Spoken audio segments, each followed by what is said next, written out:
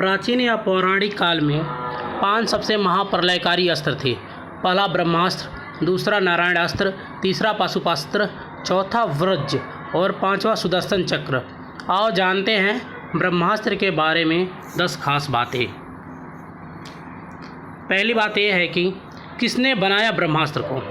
वेद पुराणों आदि में वर्णन मिलता है, जगत पिता भगवान ब्रह्मा ने दैत्यों के नाश हेतु ब्रह्मास्त्र की उत्पत्ति की थी। ब्रह्मास्त्र का अर्थ होता है ब्रह्मा, ईश्वर का अस्त्र। दूसरा, इंसानों को मिला ब्रह्मास्त्र। प्रारंभ में ब्रह्मास्त्र देवी और देवताओं के पास ही हुआ करता था। प्रत्येक देवी देवताओं के पास उनकी विशेषता अनुसार अस्त्र होता था। देवताओं ने सबसे पहले गंधर्वों को इस अस्त्र को प्रदान किया, बाद में यह इंसानों ने हासिल किया। तीसरा, कितनी बार हुआ ब्रह्मास्त्र का प्रयोग। कहते हैं कि प्राचीन भारत में कहीं कहीं ब्रह्मास्त्र के प्रयोग किए जाने का वर्णन मिलता है। रामायण में भी मेघनाद से युद्ध हेतु लक्ष्मण ने जब ब्रह्मास्त्र का प्रयोग करना चाहा, तब श्री राम ने उन्हें यह कहकर रोक दिया कि अभी इसका उपयोग उचित नहीं, क्योंकि इससे पूरी लंका साफ हो जाएगी। लेकिन कहते हैं कि राम रावण युद्ध में ब्रह्मास्त्र का प्रयोग हुआ था। इसके बाद महाभारत के युद्ध में अश्वत्थामा ने किया था। चौथा, किस किस के पास था ब्रह्मास्त्र। रामायण और महाभारत काल में यह अस्त्र गिने चुने योद्धाओं के पास था। रामायण काल में जहां यह विभीषण और लक्ष्मण के पास यह अस्त्र था, वहीं महाभारत काल में यह द्रोणाचार्य, अश्वत्थामा, कृष्ण, कुवलाश्व, युधिष्ठिर, कर्ण, प्रद्युम्न और अर्जुन के पास था। अर्जुन ने इसे द्रोण से पाया था। द्रोणाचार्य को इसकी प्राप्ति राम जामदग्नेय से हुई थी। 5वां, ब्रह्मास्त्र से प्रलय उत्पन्न होता था।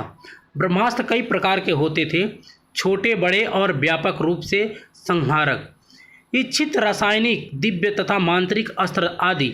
माना जाता है कि 2 ब्रह्मास्त्रों के आपस में टकराने से प्रलय की स्थिति उत्पन्न हो जाती है। इसमें समस्त पृथ्वी के समाप्त होने का भय रहता है। महाभारत में सौप्तिक पर्व के अध्याय 13 से 15 तक ब्रह्मास्त्र के परिणाम दिए गए हैं। 6वां, ब्रह्मास्त्र का परिणाम।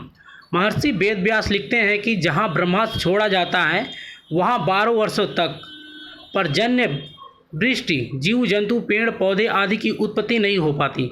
महाभारत में उल्लेख मिलता है कि ब्रह्मास्त्र के कारण गांव में रहने वाली स्त्रियों के गर्भ मारे गए थे।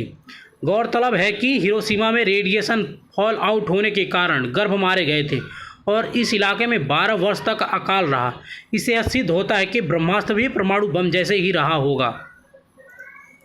7वां, ब्रह्मास्त्र की काट। इस अस्त्र शस्त्र का काट किसी के पास नहीं था। कहते हैं कि ब्रह्मास्त्र को ब्रह्मास्त्र से ही रोका जा सकता है या इसे वापस लेकर इसके परिणाम से बचा जा सकता है।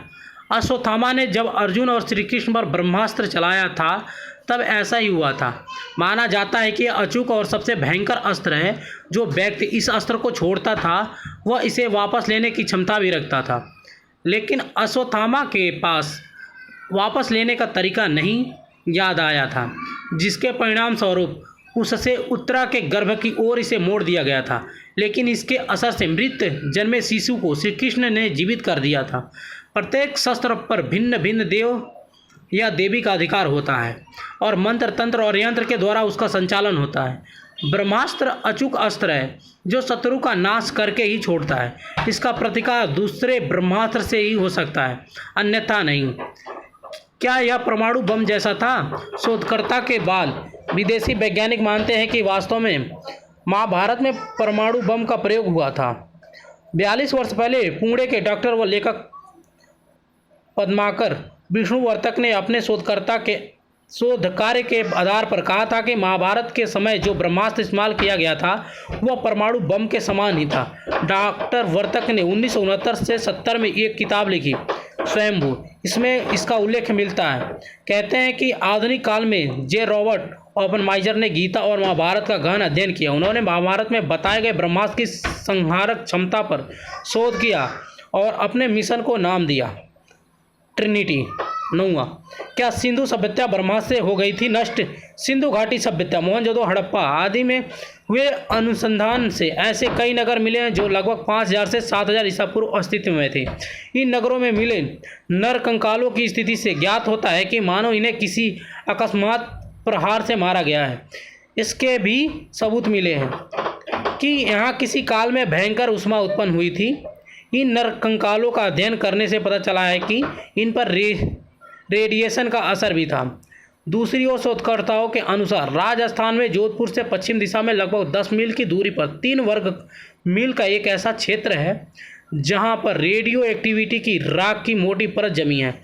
इस परत को देखकर उसके पास एक प्राचीन नगर को खोद निकाला गया जिसके समस्त भवन और लगभग 5 लाख निवासी आज से लगभग 8000 से 12000 साल पूर्व किसी विस्फोट के कारण नष्ट हो गए थे। 10वां, मुंबई का गड्ढा। मुंबई से उत्तर दिशा में लगभग 400 किलोमीटर दूर पर स्थित लगभग 2154 मीटर की परिधि वाला एक विशालकाय गड्ढा मिला है। शोधकर्ताओं के अनुसार इसकी आयु लगभग 50,000 वर्ष है। इस गड्ढे के शोध से पता चलता है कि प्राचीन काल में महाभारत में परमाणु युद्ध हुआ था। अगर यह वीडियो और जानकारी आपको अच्छी लगी हो तो कृपया करके मेरे चैनल को सब्सक्राइब ज़रूर कर दीजिएगा। आपके एक सब्सक्राइब से आपका कुछ बिगड़ेगा नहीं, लेकिन मेरा कुछ सहायता ज़रूर हो जाएगा। धन्यवाद।